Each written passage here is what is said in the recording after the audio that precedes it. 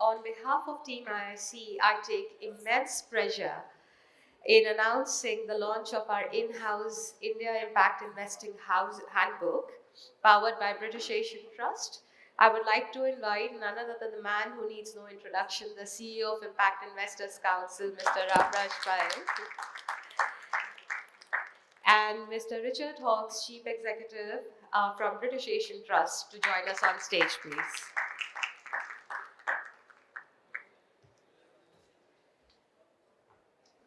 So may I request you to say a few words, Richard, before... Yeah, can I invite you to say some words, please? Wherever you come.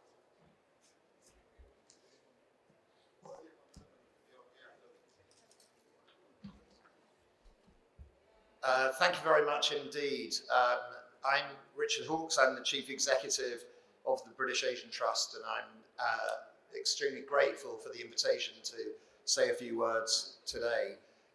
Some of you will know that the British Asian Trust was founded 15 years ago by Prince Charles, who's now the King for those of us from the UK. And obviously our thoughts are with him and his family at this sad time. I'm absolutely delighted to be here for the launch of the India Impact Investing Handbook that the Indian Impact Investment Council has put together. There's some great research when you get a chance to have a look at this, and some great learnings based on, I think, more than 1,200 deals and more than $14 billion of investments. The British Asian Trust has really championed impact investing and blended finance for many years. We do this because of the focus on outcomes, the focus on impact, and also the fact that this way of working drives much greater effectiveness and efficiency in the way that capital is deployed to achieve successful social outcomes. As many of you will know, in the last 5 years, the market in India has grown significantly. And certainly from a British Asian Trust point of view, we've been absolutely delighted to have been at the centre of developing 2 impact bonds here in India, which are the world's largest education development impact bond and the world's largest skills impact bond. To achieve the social development goals, many people point out that there's a funding gap of $2.3, $2.5 trillion, an enormous multi-trillion-dollar funding gap. Many people then say, we therefore need $2.3, $2.5 trillion to be able to achieve the SDGs. What we say is, yes, there is a need to bring more money into the system, but there's also a need to make the system itself more effective and more efficient.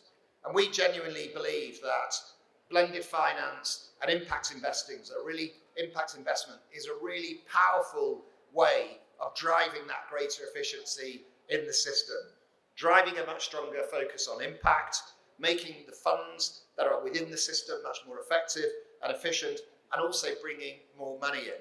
And collectively enabling people to work in a much more collaborative way across sectors, from government to the not-for-profit sector, to foundations and to investors, all working together to accelerate social development. And especially in India, the opportunity to do this is greater, I would say, than pretty much anywhere else in the world. The way the sector works, the way that things like CSR has developed in recent years, the way that impact investing has developed, the growth of the number of high net worth individuals, all of that focus provides the perfect environment for even greater acceleration in this space. But to achieve this, the people that have already been involved need to encourage others, talk about our experiences, share our learning, share our experiences so that other people do get involved. And I would say that this report is a fantastic way of starting to do that. The handbook provides great examples, great information that can lead to great advice and encouragement for people to get more involved in this work. And ultimately, the more that we all do that, the more that people get involved, the better chance we all stand to drive really positive change that will make the country and the world a much better place, which is ultimately what we're here for. So I really do congratulate and thank the Indian Impact Investment Council for this initiative, and the British Asian Trust is very proud to be a part of this. Thank you. Can we have some words from you, Ramraj? Thank you, Neha, and thank you, Richard, for your comments. And I recognize that I am standing between a few of you here and lunch, so I'm not going to, give you, I'm not going to speak much. But I think, bringing out research, practical research and publications has been integral to the work we do. We've brought out more than 8 or 9 publications over the last year and a half.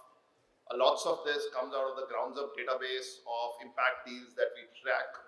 Our monthly market pulse has a hit-through rate of about 50%. That means 50% of people where we send this information, look at that data.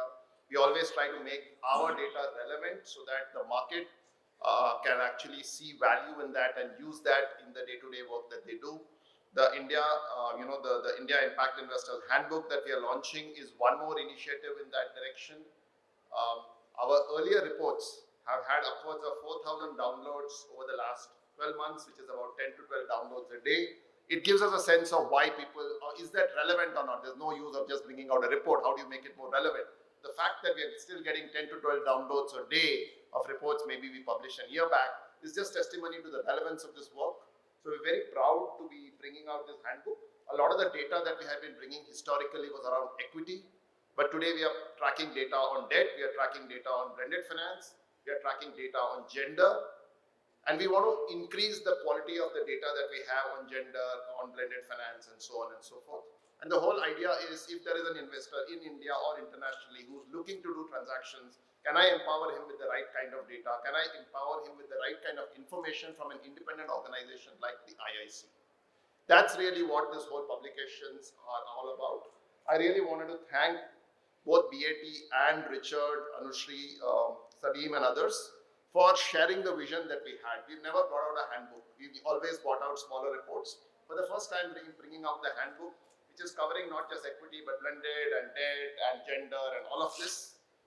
We believe that this is something that anyone, anywhere who wants to know about anything to do with impact in India, especially a little bit of for-profit impact, would see value in this.